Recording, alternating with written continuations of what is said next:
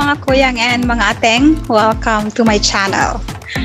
For today's video, I am going to share the most important topics to be discussed with your foreign national girlfriend or boyfriend before settling down. So this is applicable to all men and women who are in a relationship with a foreign national. Also to Filipino relationship that one of you was raised outside the Philippines. Of course, there are differences on how you were both raised, so this is also applicable to you guys. Just a disclaimer before we start that this is purely my opinion and understanding since I am in a relationship to a foreign national right now. My curiosity got me on these topics as in our first few months we talk about these topics already. Okay, let's start. Ang haba ng litanya ko. And let's start with religion. If we are in a relationship with a foreigner, there is a possibility that your religious belief varies. For example, I am a Catholic and my boyfriend is a Muslim. So our religious belief is different. Another one is your boyfriend or girlfriend is a Hindu or a Buddhist or stuff like that. First, you need to talk about or get insights regarding their religion, and you can also share insights about your religion. And then ask, what are your thoughts about it? Or should one of you convert? Or you both can keep your religion. So this is very important mga kuyang and mga teng because this will affect how you are going to raise your children in the future. If you decided that one of you will convert, then you need to fully understand the religion itself because converting to a religion just because you are into a relationship with one is not really ideal, and you have to remember that. You have to gain knowledge about it and assess yourself if you can really commit into the religion. Understanding to what you are getting into is very, very important. Now, if you both are not willing to compromise to give up each other's religion, and if you truly love each other, then you have to meet halfway or set expectations from each other, and of course, accept fully each other's belief. If you both do that, then I guess you won't have any problem at all raising your family with a mother and a father with different religious beliefs. Maybe just discuss what religion your kids will be following as they grow up. Next one is culture. When you are in a relationship with a foreign national, your tradition, culture, and beliefs are not the same because you are raised in two different countries. In this era, it is not hard to research a specific culture because of Google. Invest in researching mga ateng and kuyang. If you are in a relationship with a foreigner, researching will give you idea on how they are being raised, how family culture is in that country, what are their beliefs.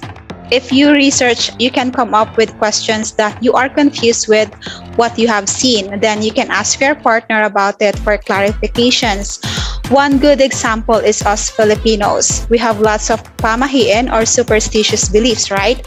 Knowing this stuff that we do not know gain us more understanding what we are getting ourselves into. So that when you settle down, you won't get culture shock as you already know about these things. And the only thing that you are going to do is adjustment in this new culture you are involving yourself into. Assess yourself again. Is it okay with me to be in this kind of culture? Can I fully embrace these things that they believe in? Again, mga kuyang mga teng, let us always remember, lamang ang may alam. It's not good that you are involving yourself into a new culture and start questioning with judgment like, why are they doing that? It's not hygienic. Why it is not allowed? I am doing that before. Mga ateng and kuyang questions are okay, but do not include judgment on these questions. One good example again is paraphrasing.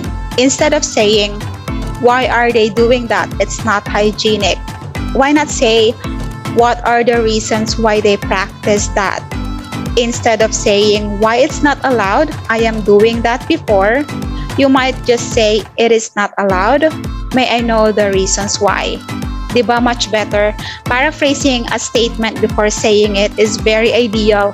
You did not judge it like you are just curious and wanted to know more about it. I don't know, but for me, it's being disrespectful to the people who are already following that customary ever since the world began. So if you're curious about it, ask nicely why. Next is finances. If the couple talk about this ahead of time, they will know their standing and also possible clarity in any issues that they might encounter in the future. There are men that allows their women to still work because they are open to it and don't mind.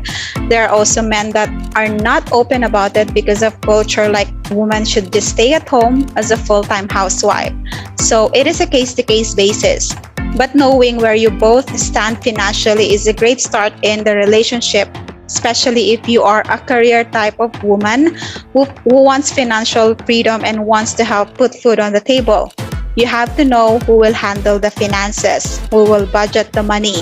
One good example again is us Filipinos, mostly women handle the finances or their men are giving them their salary, and it's up to the woman how to budget it for groceries, bills, and other stuff. However, not all men from all over the world are like that.